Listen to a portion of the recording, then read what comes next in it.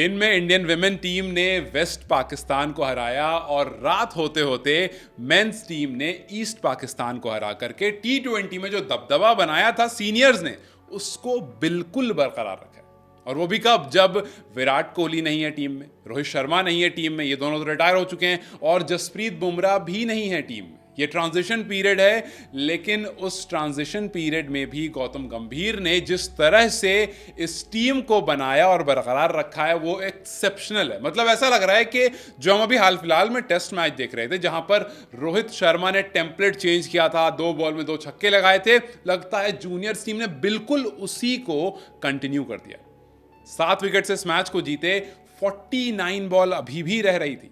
I know इस match में बहुत कुछ था देखने लायक और बहुत चीज़ों का इंतजार था। जैसे मयंक यादव का डेब्यू होने वाला था, सबको इंतजार था। नीतीश रेड्डी को डेब्यू करने का मौका मिला।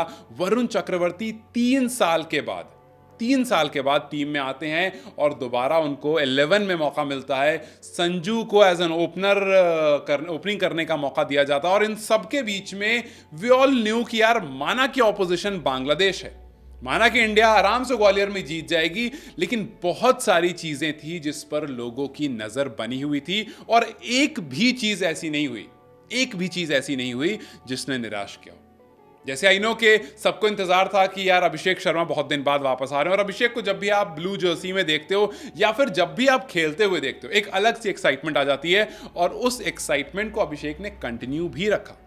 तो इन डिटेल में बात करेंगे। आई नो थोड़ा रन आउट हो गया, थोड़े सिक्सेस हो गए, लेकिन ग्वालियर में ये शो पूरा फुल हाउस रहा और कंप्लीट टीम परफॉर्मेंस रही। सोचिए एक वो टाइम था जब हम ये कहते थे कि यार बैट्समैन हमारे पास हैं तो बॉलर्स नहीं है, या फिर बॉलर्स हैं तो बैट्समैन नहीं है, और है तो कंप्लीट ऑलराउंडर नहीं है। आज एक ऐसा दिन था जब हमारे पास बैट्समैन पूरा डेप्थ है, बॉलिंग पूरी ऊपर तक है, और जब आप ऑलराउंडर की लिस्ट खोलोगे तो आपको सिवाय विकेट कीपर के एक भी बंदा ऐसा नहीं दिखेगा जिसको देख करके आप कहोगे कि यार ये बॉलिंग अगर करता ना तो मजा आता। ऑस्ट्रेलिया जैसी टीम को जब हम देखते थे तो यही तारीफ करते थे कि यार ये कंप्लीट टीम है। एग्जैक्टली मेन इन ब्लू वैसी ही कंप्लीट टीम, और इसी वजह से बांग्लादेश जैसी टीम को 20 ओवर में सिर्फ और सिर्फ 127 बनाने दिए। आपने सोचा यार पिच शायद वैसी नहीं, लेकिन जब खुद बल्लेबाजी करने आए सिर्फ 11 ओवर 5 बॉल में 132 रन बनाकर इस मैच को जीत लिया 7 विकेट से।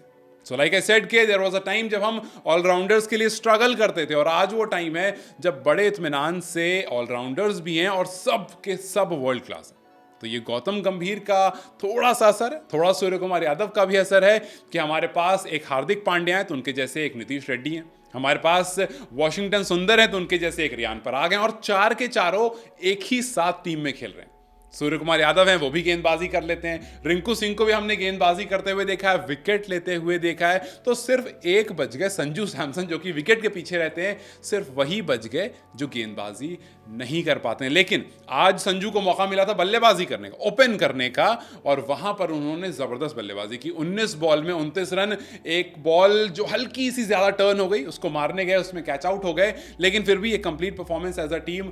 अभिषेक का काफी इंतजार था। अभिषेक ने 7 ही बॉल खेली लेकिन उसमें 16 रन जड़ दिए, और अपनी वो आदत 200 से ऊपर स्ट्राइक रेट रखने की उसको कंटिन्यू रखा। बड़ा अनफॉर्चुनेट रनआउट था वहां पर, अपना संजू की गलती कहोगे ना ही अभिषेक की, बिकॉज बहुत फास्ट कॉल था और उसमें डायरेक्ट हिट मिडिल स्टंप बिल्कुल उड़ती है, जिसकी वजह से अभिषेक अपना विकेट गंवा देते हैं। 2 चौका 1 छक्का, 7 बॉल 16 रन। हालांकि और देखना हमें था और उम्मीद थी, वो हमें अगले मैच में मोस्ट प्रोबेबली देखने को जरूर मिलेगी। उसके बाद कप्तान सूर्य कुमार यादव ने एकदम आगे से लीड किया, 14 बॉल में 29 रन। वही अपना उनका लेग साइड में डोमिनेशन, अपना सुपला शॉट का अलग अलग स्टाइल, अलग अलग वर्जन दिखाते हुए उन्होंने 207 के स्ट्राइक रेट से 14 बॉल में 29 रन जड़ दिए, और एज यूजुअल छक्के तो खूब लगाते हैं। और इसी तरह से लिस्ट में जो सबसे ज्यादा 6 लगाने वाले लोग हैं उसमें भी उनका नाम आ गया।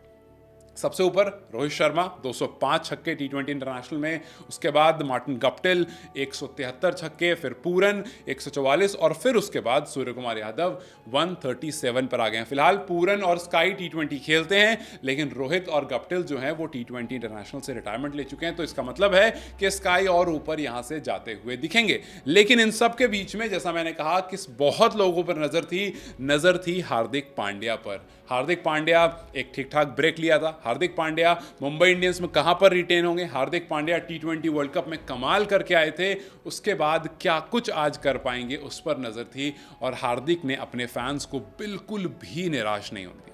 It feels like that he is man on a mission, क्योंकि जब बल्लेबाजी करने आए तो 16 बॉल में 39 रन जड़ दिए, 243 के स्ट्राइक रेट से रन मारा और फिनिश्ड ऑफ इन स्टाइल, छक्का मार करके मैच खत्म किया। और जहां पर लोगों को इंतजार था कि यार वो फिनिशर वाला हार्दिक नहीं थे, वो हार्दिक नहीं दिख रहा है जो बॉल को इस तरह से मारता है जैसे धोबी कपड़े को मारता है ना, वैसे वो मारते हैं बॉल को। और बिल्कुल आज उसी तरह से बॉल को मारते ने पीटते हुए दिखे वो, और 16 बॉल में 39 रन करके 243 के स्ट्राइक रेट से बड़े डोमिनेट करते हैं और बड़े इत्मीनान से जीता मैच को। और जब बॉलिंग करने आए तो 4 ओवर में सिर्फ और सिर्फ 26 रन दे करके 1 विकेट। मतलब कंप्लीट परफॉर्मेंस जो आप एक्सपेक्ट करते हो हार्दिक बस जैसे प्लेयर से, क्योंकि बल्लेबाज और गेंदबाज वो दोनों हैं। तो ये कहना गलत नहीं है कि वाइट बॉल क्रिकेट में वी आर रियली लकी कि हमारे पास हार्दिक पांड्या जैसा एक ऑलराउंडर है जो प्रेजेंट में भी है और अभी वो कंटिन्यू भी करने वाला है। तो कह सकते हैं आपके प्रेजेंट और फ्यूचर दोनों है वो इंडियन क्रिकेट टीम का। जिस तरह से हार्दिक ने 103 मैचेस खेले हैं जिसमें लगभग 1500 रन बनाए हैं और स्ट्राइक रेट लगभग 150 का, 87 विकेट्स हैं, इकोनॉमी 8 पॉइंट के आसपास है उनकी। और उनके साथ साथ नीतीश कुमार रेड्डी भी आज थे जो बिल्कुल उनकी ही कॉपी है, अच्छी गेंदबाजी करते हैं, अच्छी बल्लेबाजी करते हैं। 15 में 16 रन उन्होंने बनाए। आज सारे बल्लेबाज का स्ट्राइक रेट जो था वो 100 से ऊपर का था। जब गेंदबाजी करने आए थे 2 ओवर दे करके 17 रन, विकेटलेस रहे, लेकिन फिर भी आज जिस तरह से ओवरऑल परफॉर्मेंस रही है उसमें काफी ज्यादा कॉन्ट्रीब्यूशन रहा। और फिर इन सबके बीच में मैन जिसके बारे में हम आज डिस्कस कर रहे थे, मयंक यादव, जो सबकी जबान पर था।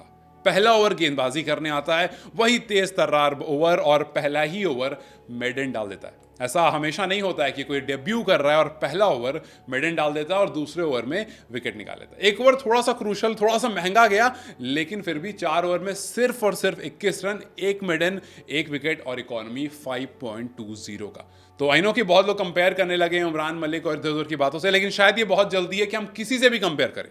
हालांकि उमरान इज ऑल्सो समवन जिसने अभी कुछ खास नहीं किया, अभी बहुत कम मैचेस खेले हैं और लाइन ऑन लेंथ को लेकर के बहुत सवाल उठे हैं, लेकिन अभी कंपेयर किसी से नहीं। बट हाँ, इंजॉय जरूर कीजिए इनको, क्योंकि जिस तरह से मयंक ने आज 149.9 मतलब 150 से 0.1 किलोमीटर पर आवर पीछे रह गए, लेकिन उसके बावजूद फैंस ने जितना एक्सपेक्ट किया था पूरी तरह से करके दिया। और एवरेज बॉल आज भी उनकी 140 रही। तो आज ओवरऑल टीम परफॉर्मेंस था, हर तरह से डोमिनेशन था। ऑलराउंडर वाली गौतम गंभीर की न्यू टीम इंडिया दिख रही थी, जिसने आज ग्वालियर में पूरी तरह से डोमिनेशन और पूरी तरह से अपना दबदबा दिखाया। अब देखना है कि आगे आने वाले 2 मैचेस में क्या कुछ चेंजेस होता है या यही टीम कंटिन्यू करती है, बिकॉज कुछ प्लेयर हैं जिनको लेकर के सवाल थे, जैसे वरुण चक्रवर्ती आज आए थे 3 साल के बाद, लेकिन जगह जिनको नहीं मिली थी वो थे बिश्नोई। तो बहुत लोग सवाल कर रहे थे कि जी आपने वरुण को एंट्री दी, बिश्नोई को नहीं दी। हालांकि वरुण ने अच्छी गेंदबाजी करी, वरुण ने भी आज 3 विकेट लिया और उन्होंने कहा भी कि मैं 3 साल के बाद वापस आया हूँ, मेरे लिए रीबर्थ जैसा है।